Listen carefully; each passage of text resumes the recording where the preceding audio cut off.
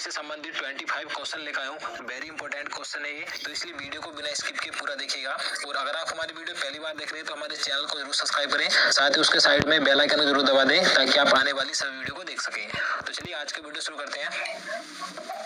तो यहाँ पर आज का पहला क्वेश्चन है, सिंधु सभ्यता का पत्तन नगर यानी कि बंदरगाह कौन सा था। देखिए जितने भी क्वेश्चन मैं आपके लिए इस वीडियो में लेकर आया हूँ, अगर आपको उनमें से किसी का भी आंसर पता है तो हमें कमेंट बॉक्स में बता सकते हैं। तो इसका सही आंसर ऑप्शन बी हो जाएगा, लोथल। सिंधु सभ्यता का ये पत्तन नगर यानी कि बंदरगाह था। तो आपको ये भी ध्यान रखना है कि आपसे एग्जाम में ये शब्द दे दिया जाए पत्तन नगर तो इसे ही बंदरगाह बोला जाता है, तो आप इस चीज को ध्यान रखिएगा। और ये क्वेश्चन देखिए कई बार एग्जाम में बार बार रिपीट होता रहता है, तो आप इसे जरूर याद रखिएगा। और देखिए अगर हम बात करें लोथल वर्तमान में कहाँ पर है, तो गुजरात के अहमदाबाद जिले में स्थित है। तो चलिए अगला क्वेश्चन देखते हैं। क्वेश्चन नंबर 2 है, सिंधु घाटी सभ्यता के लोगों के मकान बने होते थे। सही आंसर ऑप्शन ए हो जाएगा, पक्की ईंटों। आपको याद रखना है सिंधु घाटी सभ्यता के लोगों के मकान पक्की ईंटों के बने होते थे। और देखिए ये जो सिंधु घाटी सभ्यता थी एक सुव्यवस्थित यानी कि एक नगरीय सभ्यता थी। तो आपको ये जरूर याद रखना है कि सिंधु घाटी सभ्यता एक नगरीय सभ्यता थी। तो चलिए अगला क्वेश्चन देखते हैं। सिंधु घाटी सभ्यता का विशाल स्नानागार कहाँ पाया गया था। Right answer option B, Mohenjodaro में। आपको ये जरूर याद रखना है, कई बार एग्जाम में ये क्वेश्चन पूछा गया है। तो कहाँ पर पाया गया था, मोहनजोदड़ो में पाया गया था विशाल स्नानागार। और देखिए इस स्नानागार का प्रयोग आम जनता के लिए विशेष आयोजनों के लिए किया जाता था। और देखिए मैं आपको मोहनजोदड़ो के बारे में कुछ और पॉइंट बता देता हूँ जो कि एग्जाम में पूछे जाते हैं। मोहनजोदड़ो को मृतकों का टीला कहा जाता है, आपको याद रखना है। और देखिए मोहनजोदड़ो की खोज राखल दास बनर्जी ने 1922 ईस्वी में की थी। तो आपको ये डेट याद रखनी है। और देखिए वर्तमान में मोहनजोदड़ो पाकिस्तान के सिंध प्रांत के लारकाना जिले में सिंधु नदी के किनारे स्थित है। तो आपको ये सभी पॉइंट याद रखने हैं। तो चलिए अगला क्वेश्चन देखते हैं। क्वेश्चन नंबर 4 है, भारत में सबसे पहले खोजा गया शहर कौन सा था। Right answer option A, Harappa. Bharat में खोजा गया सबसे पहला शहर था हड़प्पा, आपको याद रखना है। और देखिए इसकी खोज दयाराम साहनी ने 1921 ईस्वी में की थी। तो आपको ये डेट याद रखनी है। तो चलिए नेक्स्ट क्वेश्चन देखते हैं। मोहनजोदड़ो में सबसे बड़ा भवन कौन सा है। राइट आंसर ऑप्शन बी, अन्नागार। देखिए इससे पहले मैं आपको मोहनजोदड़ो के बारे में एक क्वेश्चन करवा चुका हूँ कि जो विशाल स्नानागार पाया गया था मोहनजोदड़ो में पाया गया था, लेकिन इस क्वेश्चन में पूछा गया है कि मोहनजोदड़ो में सबसे बड़ा भवन कौन सा था। तो आपको याद रखना है अन्नागार, ये मोहनजोदड़ो की सबसे बड़ी इमारत थी। तो चलिए नेक्स्ट क्वेश्चन देखते हैं। क्वेश्चन नंबर 6 है, मानव द्वारा उपयोग की गई पहली धातु कौन सी थी। सही आंसर ऑप्शन सी हो जाएगा, तांबा। आप सभी को पता भी होगा, काफी आसान क्वेश्चन है ये। तो तांबा सबसे पहले उपयोग की गई धातु थी मानव के द्वारा। तो चलिए नेक्स्ट क्वेश्चन देखते हैं। वर्तमान में कालीबंगन या कालीबंगा कहाँ स्थित है। Right answer option D, Rajasthan. आपको याद रखना है कालीबंगा राजस्थान में स्थित है। देखिए ये घग्गर नदी के किनारे स्थित है। और देखिए इसकी खोज 1953 ईस्वी में एक घोष के द्वारा की गई थी। और देखिए यहाँ से एक जुते हुए खेत के साक्ष्य मिले थे। तो आपको ये याद रखना है। तो चलिए अगला क्वेश्चन देखते हैं। क्वेश्चन नंबर 8 है, हड़प्पा वासी किस वस्तु के उत्पादन में अग्रणी थे। राइट आंसर ऑप्शन सी, कपास। आपको याद रखना है कपास के उत्पादन में अग्रणी थे हड़प्पा वासी। देखिए ये अन्य फसल भी उगाते थे जैसे कि चावल, गेहूं, जौ, तरबूज, मटर आदि, लेकिन जो सबसे ज्यादा ये फसल का उत्पादन करते थे कपास का करते थे। तो आपको याद रखना है। तो चलिए नेक्स्ट क्वेश्चन देखते हैं।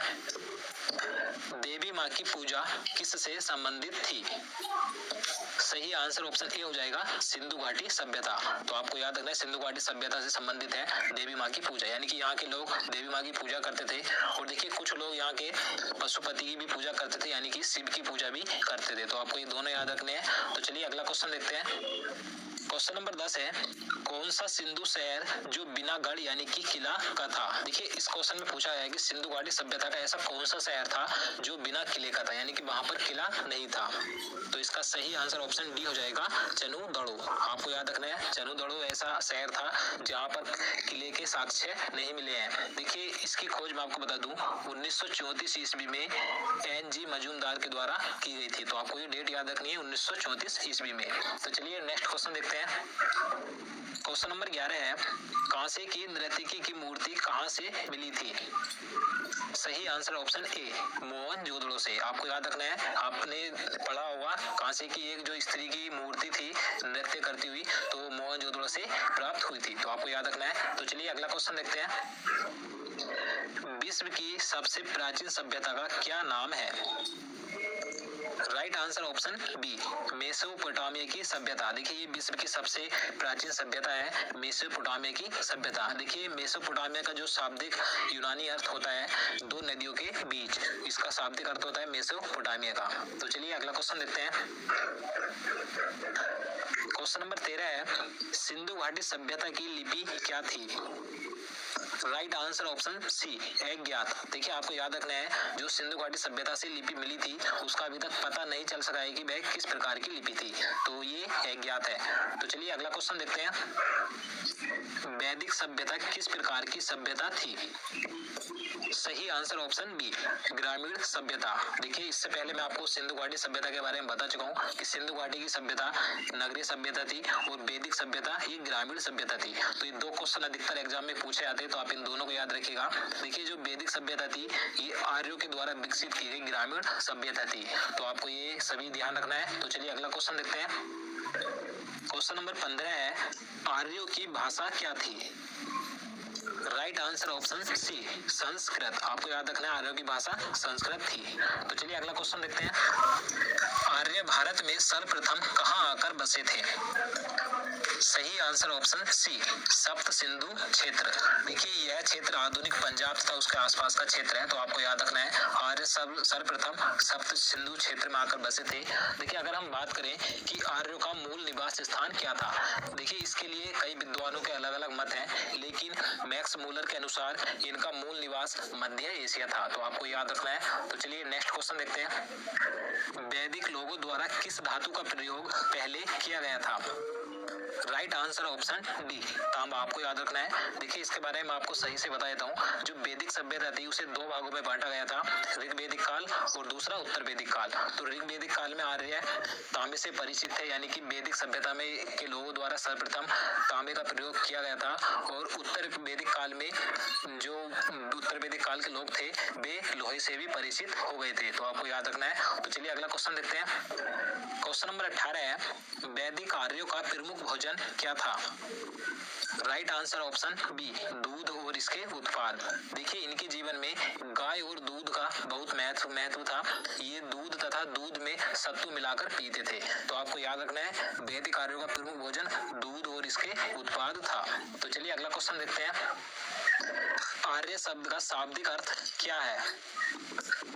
सही आंसर ऑप्शन बी, श्रेष्ठ या कुलीन। तो आपको याद रखना है आर्य शब्द का जो शाब्दिक अर्थ होता है श्रेष्ठ या कुलीन होता है। तो नेक्स्ट क्वेश्चन देखते हैं। क्वेश्चन नंबर 20 है, ऋग्वैदिक आर्यों का मुख्य व्यवसाय क्या था? सही आंसर ऑप्शन सी, पशुपालन। आपको याद रखना है। देखिए मैं आपको बता चुका हूँ जो वैदिक सभ्यता थी इसे दो भागों में बांटा गया था, ऋग्वैदिक काल और उत्तर वैदिक काल। तो ऋग्वैदिक काल के जो आर्य थे उनका मुख्य व्यवसाय पशुपालन था। तो चलिए अगला क्वेश्चन देखते हैं। प्रसिद्ध गायत्री मंत्र किससे लिया गया है? Right answer option D, Rigveda. देखिए आप सभी को पता भी होगा, ये क्वेश्चन कई बार एग्जाम में पूछा जाता है, तो आप इसे जरूर याद रखिएगा। देखिए ऋग्वेद के तीसरे मंडल से लिया गया है और यह सूर्य देवता को समर्पित है गायत्री मंत्र। और देखिए अगर हम बात करें ऋग्वेद में कुल 10 मंडल हैं और 1028 सूक्त हैं, और जो कुल वेदों की संख्या आप सभी को पता होगा 4 है। 4 वेद कौन कौन से हैं? यजुर्वेद, अथर्ववेद, सामवेद और ऋग्वेद, तो आप इन्हें याद रखिएगा। तो चलिए अगला क्वेश्चन देखते हैं। क्वेश्चन नंबर 22 है, सबसे प्राचीनतम वेद कौन सा है? Right answer option D, Rigveda. काफी आसान क्वेश्चन है ये। अगर हम बात करें सबसे बाद का वेद कौन सा है, तो सबसे बाद का वेद अथर्ववेद है, और सबसे प्राचीनतम यानी कि सबसे पहला वेद ऋग्वेद है, तो आप इन दोनों को याद रखिएगा। तो चलिए अगला क्वेश्चन देखते हैं। पुराणों में सबसे प्राचीन एवं प्रमाणिक कौन सा पुराण है? सही आंसर ऑप्शन ए मत्स्य पुराण। देखिए इसके बारे में आपको बता देता हूँ। देखिए भारतीय ऐतिहासिक कथाओं का क्रमबद्ध विवरण पुराणों से मिलता है, तो आप समझ गए होंगे। देखिए कुल पुराणों की संख्या 18 है, लेकिन इनमें से सिर्फ 5 ही पुराण ऐसे हैं जिनमें राजाओं की वंशावली पाई जाती है। तो चलिए अगला क्वेश्चन देखते हैं। क्वेश्चन नंबर 24 है, ऋग्वेद का कौन सा मंडल सोम देवता को समर्पित है? सही आंसर ऑप्शन ए हो जाएगा नोवा मंडल। मैं आपको बता चुका हूँ जो ऋग्वेद में कुल मंडल है 10 है, तो इनमें से जो नोवा मंडल है ये सोम देवता को समर्पित है। तो आप इसे याद रखिए, कई बार एग्जाम में ये भी पूछा जाता है। तो चलिए अगला क्वेश्चन देखते हैं। किस वेद में बलि सूत्रों का जिक्र किया गया है? Right answer option A Yajurveda. आपको याद रखना है बलि सूत्रों का जिक्र यजुर्वेद में किया गया है। और अगर हम बात करें यहाँ पर अथर्ववेद की, अथर्ववेद में जादू टोनों से संबंधित है ये, और जो सामवेद है ये संगीत से संबंधित है, और ऋग्वेद ये प्रारंभिक कार्यों के विस्तार से संबंधित है। तो आप इन चारों को याद रखिएगा। तो दोस्तों आज के लिए इतना ही। उम्मीद करता हूँ आपको वीडियो पसंद आया होगा। अगर आपको वीडियो अच्छा लगा हो तो प्लीज लाइक जरूर करना और चैनल को भी सब्सक्राइब करना। और दोस्तों